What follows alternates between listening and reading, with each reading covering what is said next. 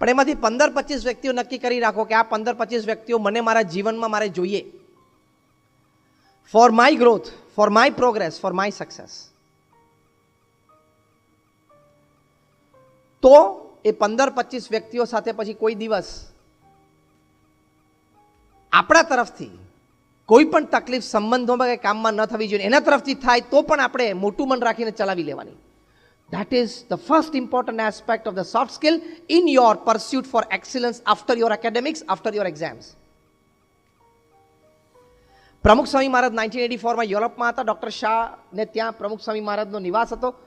પ્રમુખ સ્વામી મહારાજ સાહજિક ભોજન લેતા હતા. તે વખતે સામે બેઠેલા સાહજિક વાતચીત થતી. તેમાં ડૉક્ટર શાહે કહ્યું કે સ્વામી, અમે કોઈ વ્યક્તિના સંપર્કમાં આવ્યા અને એની નેગેટિવિટી જોઈ, પછી એની નેગેટિવિટીમાં મારા મનમાં હંમેશા રહ્યા કરે છે કે આ વ્યક્તિ આવો. જ્યારે જ્યારે